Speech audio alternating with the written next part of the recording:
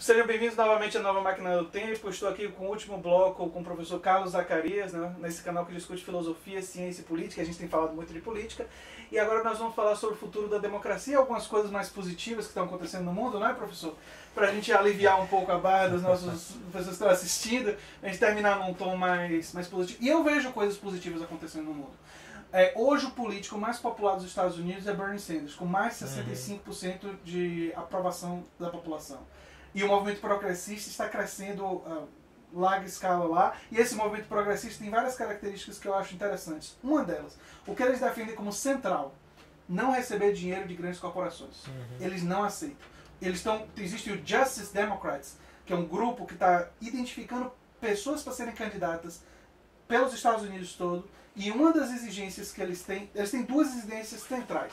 Você ser favorável à saúde quanto direito social, educação quanto direito social, ser favorável a um projeto de direitos sociais, né? Você não vai aceitar dinheiro corporativo, você não vai aceitar dinheiro de grandes corporações, bilionários e tal, você vai financiar a sua campanha com pequenas doações.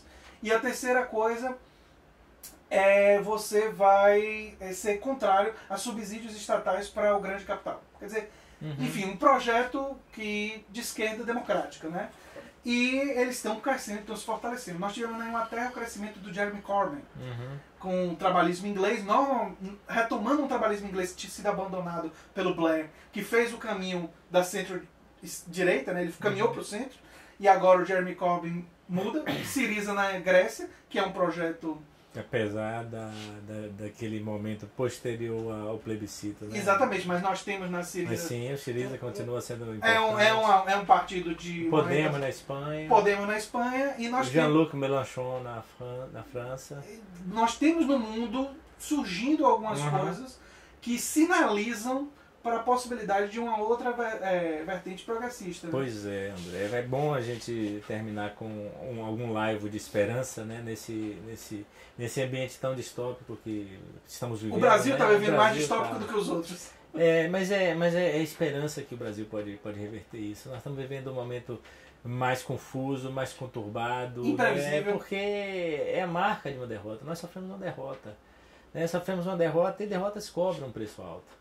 Mas nós estamos vivos, nós estamos nos erguendo, nós estamos sendo capazes de recobrar as forças e buscar aquilo que nos foi tirado. Né? As manifestações em seguida à execução de Marielle e de Anderson Gomes sinalizam isso. Um fortalecimento. Quer dizer, é muita vontade, há muita disposição.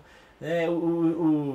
A derrota que cobra um preço não esgotou as forças. Nós temos aí o MST, o MTST, nós temos candidaturas novas, né, aí colocadas, né, especialmente a de Guilherme Boulos, que é uma figura que vem do MTST, que é uma figura que está sendo candidato pela primeira vez pelo PSOL, né, que tem uma força, que tem uma capacidade incrível de aglutinação. A própria Manuela Dávila do PCdoB, o PCdoB pela primeira vez se descolando da base do PT e apresentando essa alternativa. Né?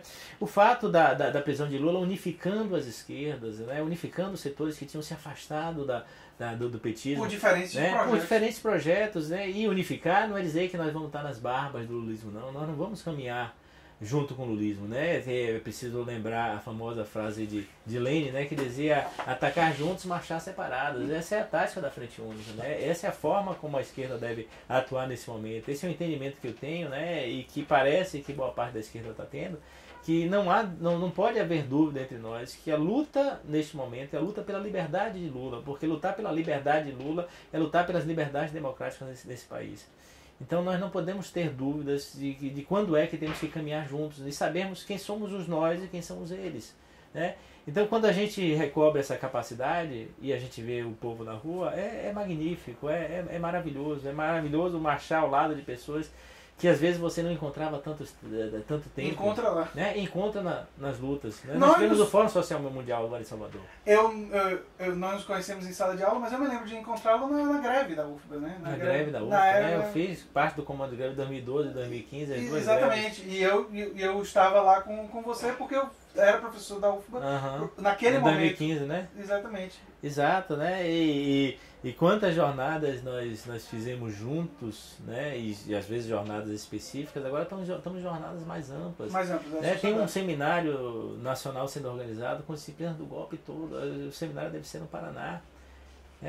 Então a gente tem essa disposição que dá um alento, que dá esperança para a Sim. gente, que a gente pode recobrar, né? E esses elementos todos também no mundo são demonstração. Recentemente nos Estados Unidos, os jovens saíram às ruas para protestar contra o armamento. Isso. Né? E contra aquela maluquice que é a ideia de Trump de armar os professores. Só falando rapidamente sobre armamento para mim é uma questão central que mostra um problema. Nós estamos falando do futuro da democracia e um problema central da democracia no mundo de hoje. Para mim, a questão do armamento nos Estados Unidos mostra melhor do que quase qualquer outro exemplo, que é o seguinte. A gente falou sobre pesquisas de opinião, que elas não podem ser absolutas, mas existem várias que apontam que entre 88 a 93, 94% da população americana defende a seguinte coisa, que deve haver checagem de antecedentes criminais antes de venda de armas de fogo. maior controle armas de fogo, inclusive em shows de armas. Porque o grande problema lá nos Estados Unidos, um dos grandes problemas em relação a armas, é que se você for um show de armas e você é cidadão americano, você pode comprar arma sem nenhum tipo de checagem dentro do show. No centro de convenções de lá, por exemplo, e você compra a arma sem nenhum tipo de checagem. Massivamente, a população americana é a favor dessa checagem. É contra essa facilidade. Prática, essa facilidade. E essa lei federal, que obriga os estados a fazer isso, não existe. Aí vem a pergunta óbvia. Por que essa lei federal não existe? Essa lei federal não existe porque existe uma organização chamada NRA e existem outras organizações da indústria armamentista que colocam milhões e milhões de dólares, em bilhões até, nas campanhas Congresso. E nas estruturas, e tem um programa de empregos interno dentro do Estado americano que envolve grandes investimentos e contratos que impede esse tipo de proposta, porque isso não é nem discutido. Então, isso levou alguns estudiosos de Princeton que fizeram um grande estudo sobre a democracia, que eu vou fazer um vídeo sobre isso no meu canal, a dizer que nos Estados Unidos nós temos uma democracia institucional e uma oligarquia de prática, real. Ou seja, na prática, o regime é oligárquico, porque as eleições são compradas, mas nós temos mecanismos democráticos em funcionamento. Isso não sou eu que estou dizendo, não. Foram estudiosos lá na Universidade de Princeton que fizeram um estudo bastante longo sobre isso. Benjamin Page é um deles. Então, o futuro da democracia, eu acho que o que é necessário enfrentar, e por isso que eu comecei com o exemplo do Bernie Sanders, é que nós temos que lutar para a esquerda não aceite dinheiro das grandes corporações e que diga que financiamento privado, o financiamento privado não pode incluir dinheiro de grandes corporações. E mesmo cidadãos como eu e como você, temos que ter uma contribuição com limites. Você não pode dar mais do que R$300 para a campanha, você não pode dar mais do que R$500 para... Algum tipo de limite tem que existir, pode ser até o salário mínimo. Você não pode dar mais do que um salário mínimo para uma campanha. Não sei qual deve ser o limite, mas essa discussão, esse debate é necessário. É uma bandeira que eu encampo. Isso, e o financiamento privado sempre foi no Brasil uma fonte de corrupção e existiu esses anos todos, desde a Constituição de 88, a base da corrupção. A base da corrupção. E todo mundo sabia disso e ninguém apontou. Todos os partidos se envolveram com isso, quase todos. É preciso isentar o PSOL, o PSTU, o PCO e o PCB, que são os 4 partidos que não tiveram nenhum envolvimento nesses escândalos de financiamento privado. E os outros, todos os partidos, os que existem, que são registrados, os mais de 30 partidos, tiveram implicação disso. E todo mundo sabia disso. Essa fonte de corrupção corrompeu todos os partidos. E precisa acabar. Com certeza. Porque os partidos, a democracia, os representantes não podem ficar reféns do lobby das armas, do lobby da indústria, da refinaria, né? Não pode ficar refém do agronegócio, não pode haver bancada que se articule dentro do Congresso para representar interesses que põem a democracia de joelhos sobre seus interesses. Então eu vou falar diretamente à Câmara. Se você é contra a corrupção, não existe questão mais importante do que a questão do financiamento. Ou financiamento público ou um financiamento de pessoas físicas em baixa unidade. Porque essa é a forma central para nós lutarmos contra essa corrupção. Porque a corrupção ela está acontecendo interligada com esses financiamentos. O caso da Odebrecht é isso aí, outras empresas públicas é isso aí. Quando você examina como acontece, a corrupção ela nasce por dentro dessa relação. E tem um outro detalhe sobre a relação entre grande capital e partidos que eu queria citar, que é a seleção interna dos partidos, a eleição antes da eleição. Em muitos partidos que têm muito influxo do grande capital, do dinheiro do grande capital, o grande capital influencia quais são as opções que são oferecidas para o público. Ele determina. Praticamente decide. Os partidos são controlados por esses recursos. E assim sendo, existe essa ilusão. Você escolhe os seus representantes. Mais ou menos.